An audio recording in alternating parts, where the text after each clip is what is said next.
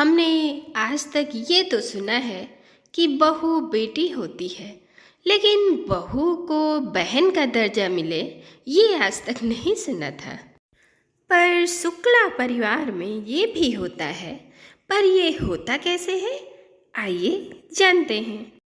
ये कहानी शुरू होती है उत्तर प्रदेश के एक छोटे से शहर कानपुर की, जहाँ एक शुक्ला परिवार रहता था। अब शुक्ला परिवार बेटे बहुओं से भरा पूरा था। एक शाम राधिका अपने हाथ में थैला लिए हुए भागते हुए अपने घर आती है। अरे अरे मम्मी जी कहाँ हैं आप?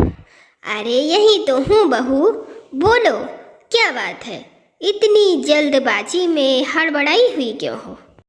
अरे मम्मी जी, मार्केट में क्या सेल लगी हुई है।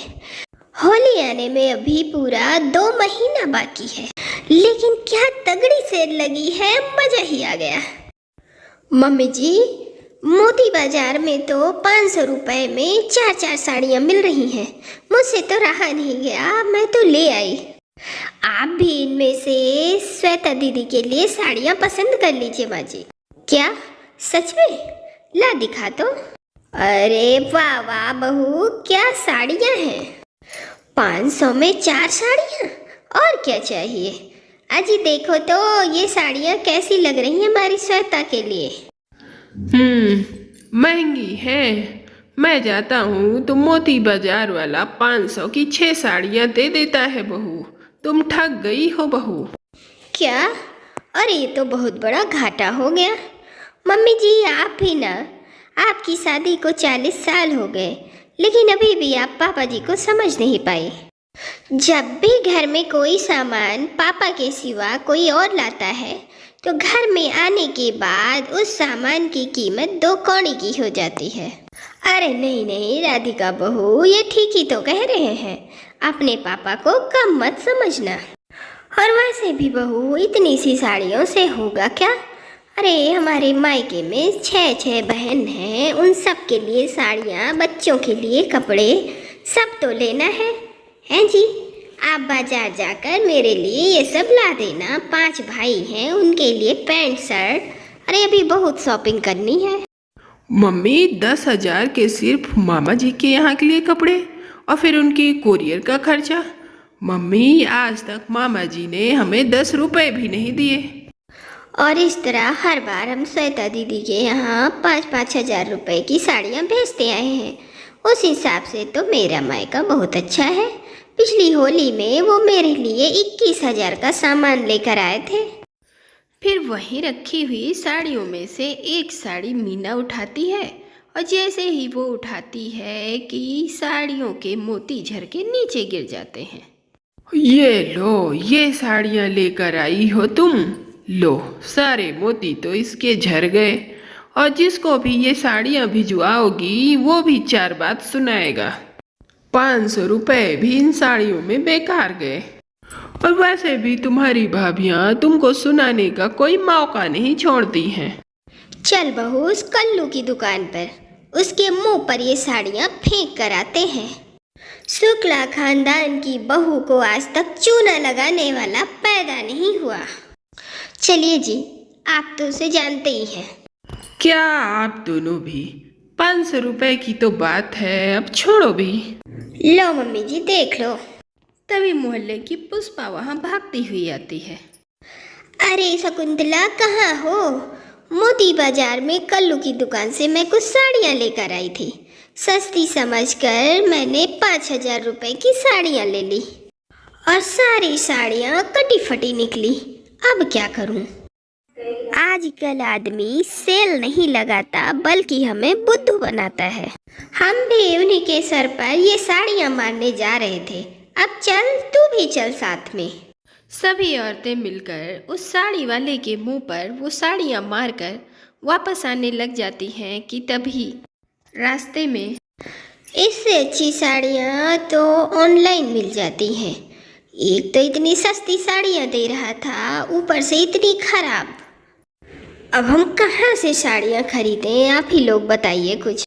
अभी तो कोरियर भी नहीं लगाया है, तो लंदन में बैठी श्वेता दीदी को ये साड़ियाँ कैसे मिलेंगी। इन सब काम में तो तू माहिर है राधिका बहू। एक काम कर, तू घर बैठे बैठे साड़ियों की कढ़ाई चालू कर और इस काम में शकुंतला तेरा हाथ बटा देगी। हम मोहल्ले वालों को बाहर जाकर साड़ियाँ खरीदने के लिए लाइन भी नहीं लगाना होगा। तुम बिल्कुल सही कह रही हो पुष्पा। क्या बोलती हो? अभी तो होली में पूरा 2 महीना बाकी है। अब राधिका अपनी पड़ोसन और सास की बातें सुनकर रात तैयार हो जाती है और दोनों सास बहू मिलकर साड़ियों का बिजनेस शुरू कर देती हैं। दिन भर उनके घर में साड़ी लेने के लिए औरतों की भीड़ लगी रहती। वैसे तो तुम्हारी सारी साड़ियाँ बहुत पसंद है राधिका, पर तुम मेरी बहन के लिए साड़ी पसंद कर दो। अब ये सब देखकर सीताराम मन ही मन सोचते हैं, कितनी खुशी होती है इन औरतों को साड़ियाँ खरीदने में। काश ये दोनों मिलकर जेंट्स कुर्ते पैजामे का भी बिजनेस शुरू कर देती। भाभी, ये वाली साड़ी अलग कर दो ना। मैं अपनी भाभी के लिए ये वाली साड़ी पसंद कर रही हूँ और इसके बदले में सोने की अंगूठी लूंगी। हाँ। अब ये कहकर सुनीता वहाँ से चली जाती है। सबसे अच्छी तो है निशा राधिका, उसकी तो कोई ननंद ही नहीं। एक तुम्हारी 2 नंदे हैं और एक मैं, मेरी 5 नंदे हैं। अरे राधिका, ननंद ना हो गई पूरे सर का दर्द हो गई, उठ उठ कर घर में आकर बैठ जाती हैं। अब रक्षाबंधन में ही 1 साल राखी बांधने आती हैं और पूरे महीने उनका पेट भरते रहो। तू पागल है या नहीं? देखा नहीं, तेरी ननंद बोल के गई कि बदले में सोने की अंगूठी लेगी। अब पैसे तो तेरे पति के ही लगेंगे ना। अरे ये भी कभी सोच लिया कर। ये तो बड़ी अच्छी सोच है बेटा तुम्हारी। वैसे भी तुम 5 बहनें हो ना, तुम्हें देखने के लिए तुम्हारे ससुर जी के साथ मैं भी आया था। तुम 5 बहनें अपने इकलौते भाई से कितना प्यार करती हो। अरे यही सब देखकर तो मैंने तुम्हारे ससुर से कहा था कि रिश्ते के लिए हाँ कर दो भाई। अब सीताराम की बातें सुनकर सुनीता सब समझ जाती है और नजरें झुकाए हुए वहाँ से चली जाती है। अब धीरे धीरे होली की तैयारियाँ शुरू हो जाती हैं और सबको होली की तैयारी में जुटा हुआ देखकर सीताराम मन ही मन में सोचता है। फिर एक दिन सीताराम जब बाजार से लौट रहा था तो उसे उसका पड़ोसी हरि मिलता है।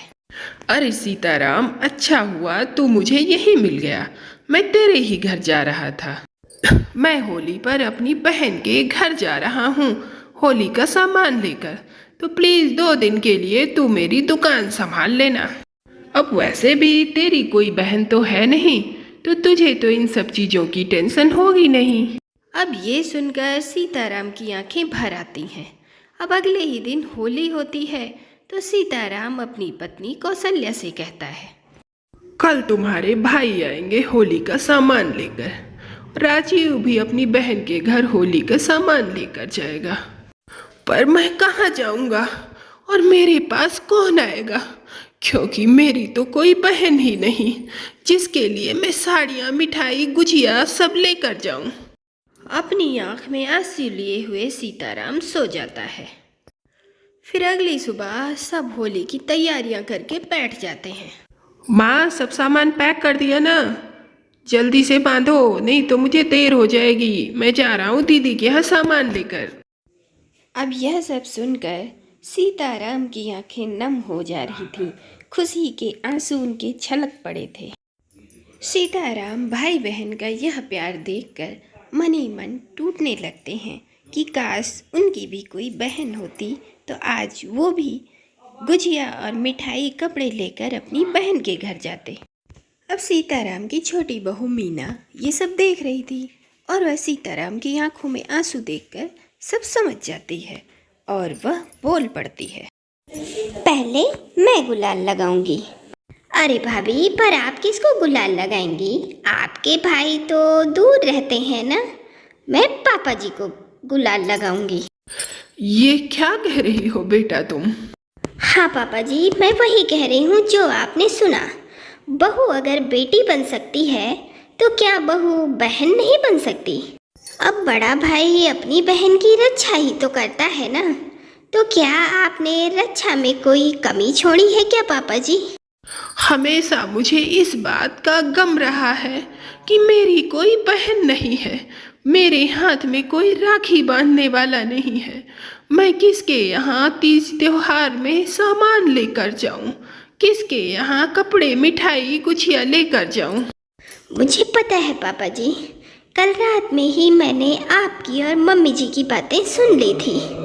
पापा जी, आप बिल्कुल टेंशन मत लीजिए, आज से मैं आपकी बहू नहीं, आपकी बहन भी हूँ। अब मीना अपने ससुर को गुलाल लगाकर उनके हाथ में राखी बांधकर उनको अपना मुंह बोला भाई बना लेती है। बहू, तू मेरी बहू ही नहीं, मेरी बेटी भी है और आज से तू मेरी बहन भी है। और मैं तुझे वचन देता हूँ कि जैसे एक बड़ा भाई अपनी बहन की रक्षा करता है, मैं तेरी रक्षा करूँगा और हर वो फर्ज निभाऊंगा जो एक भाई निभाता है। बस पापा जी, अब आपकी आंखों में ये खुशी देखकर मुझे बहुत अच्छा लग रहा है। अब मीना अपने ससुर को भाई बनाकर और उनको खुश देखकर मन ही मन बहुत खुश होती है।